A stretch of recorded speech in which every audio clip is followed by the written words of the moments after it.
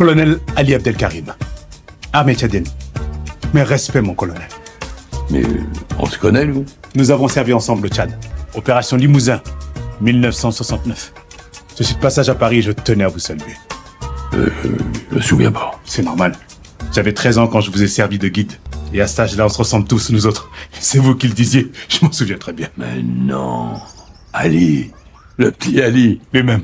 Oh, me souviens très bien. Bah, dis donc, le petit Ali. Ça fait plaisir de te revoir. Oh, entre. Merci, mon colonel. Ah, quel bonheur. Ravi de vous voir. Moi aussi. Ali, je te présente le ministre de l'Intérieur.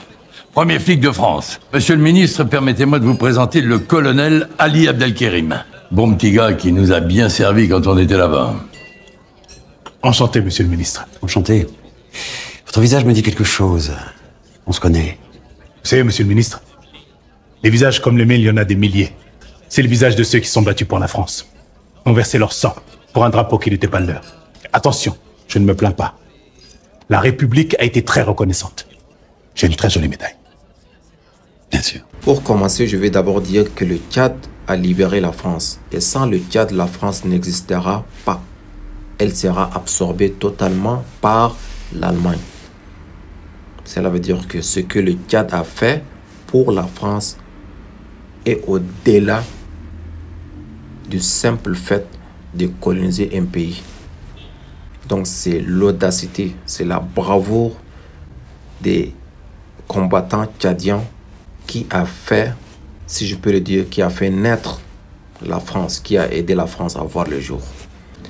Le Tchad a été longuement sous-estimé. Oui, on le sait. Et si je peux le dire, c'est dans pas mal de choses. Mais surtout pas côté puissance militaire. Là, non. Là, c'est incomparable, c'est indéniable et c'est irréprochable. Tout le monde le sait. Côté militaire, il n'y a pas match. Oui, nous sommes des peuples humbles, respectueux, tranquilles dans notre coin. On ne cherche pas de problème. Mais on ne se laisse jamais faire.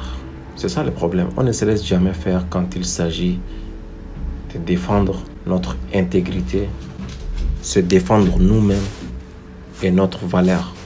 Donc maintenant, il est temps de savoir quelque chose. Surtout après les décisions prises très récemment par le gouvernement tchadien et qui ont fait trembler, bien sûr, les réseaux. Alors, sachant que le Tchad est le berceau de l'humanité, c'est-à-dire toute la population du monde vient du Tchad. Ok? Donc c'est un pays qui incarne une nation fière, humble et respectueuse, mais inébranlable lorsqu'il s'agit de défendre sa moralité et son intégrité. L'histoire le confirme. Après le serment de Koufra, c'est le Tchad qui s'est allié à la France libre pour la libérer de l'Allemagne.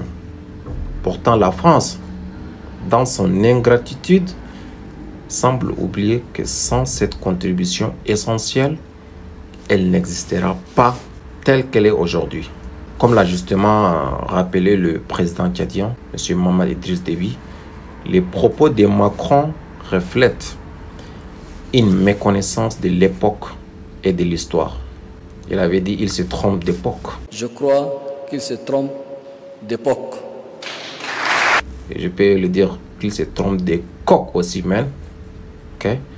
Alors si la France pense avoir colonisé le Tchad, eh bien le Tchad a dévoilé l'hypocrisie de la France et a déjoué sa colonisation une fois que la France a montré son ingratitude. Non, notre pays n'est pas colonisé. Bah franchement, non. Bravo. Donc si aujourd'hui le Tchad affirme sa souveraineté, cela ne devrait surprendre personne. Normalement, bien sûr.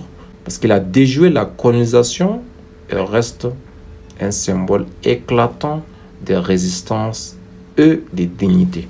Concernant l'histoire du Tchad et la France, on ne le dit pas pour le dire. Voici les preuves. Le 2 mars 1941, en plein désert libyen, le colonel Philippe Leclerc de Haute-Cloque et ses hommes prononcent le célèbre serment de Koufra, s'engageant à ne déposer les armes que lorsque le drapeau français flottera sur la cathédrale de Strasbourg. Cependant, le rôle crucial des soldats tchadiens dans cette épopée demeure largement méconnu. Les liens entre les militaires français et le Tchad ont donc longtemps été très étroits et riches en symboles. L'un d'entre eux est le régiment de marche du Tchad, RMT, aujourd'hui basé à Meyenheim, dans le Haut-Rhin, qui a été créé en 1943 à partir du régiment de tirailleurs sénégalais du Tchad.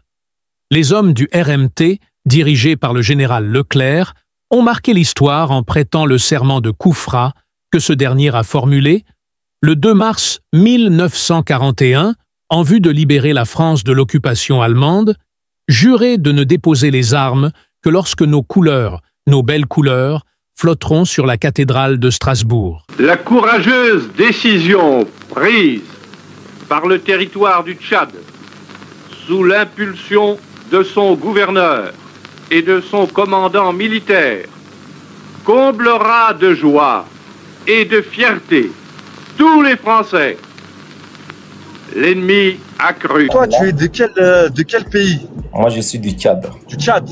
Ouais. D'accord. Et vous n'êtes pas colonisé au Tchad? Non. T'es sûr de toi? Le président du Tchad, il a pas été éduqué en Europe, en France? Il est purement tchadien. D'accord. C'est pas possible, parce que même nous, on a été colonisés et le Tchad, il n'a pas été colonisé. Pardon? Vous avez dit? Non, je te disais, je vais faire mes recherches sur Wikipédia, parce que pour moi, j'avais été colonisé. Le Tchad? Oh mon ami, tu me fais dictateur de toute l'Afrique et moi, je vous débarrasse et je ramène votre indépendance. Comment ça? Vous pouvez répéter? Si vous me faites dictateur du continent d'Afrique, moi, je vais vous débarrasser de toutes les puissances extérieures et les ingérences extérieures et je vais vous rendre indépendant et puissant. Je me présente aux élections. Ah ouais, on va vous faire le nouveau Gaddafi, c'est ça? Non, même pas. Moi, je veux rien du tout. Du moment que les Européens, les Américains, ils partent du continent, moi, ça me va. Ouais, je pense qu'ils sont en train de partir un petit peu. Petit à petit, ils vont se débarrasser. Ouais. Non, mais petit à petit, c'est comme, excuse-moi de la métaphore, c'est comme si tu te fais violer et tu enlèves le violeur de ton corps petit à petit. Il faut un geste brusque. Il faut vraiment un peu de violence. Il faut arracher la chose. Parfois. C'est pas petit à petit. Ouais, je suis d'accord. Non, vraiment, désolé. Il faut un peu de la violence. Désolé. Ouais, je suis totalement d'accord. Parfois, il faut agressé. Oui, un peu d'agressivité. Ça, c'est pas un sujet comme un autre où on peut dire petite, bien sûr. Ouais. Parfois, il faut un peu d'agressivité. Tout à fait. Je suis d'accord. Il faut prendre les armes à la main et il faut. Il faut prendre les armes à la main et il faut combattre, mon ami. Tout à fait. Alors vous êtes dans la mer Rouge, c'est ça? Non, nous sommes au centre de l'Afrique.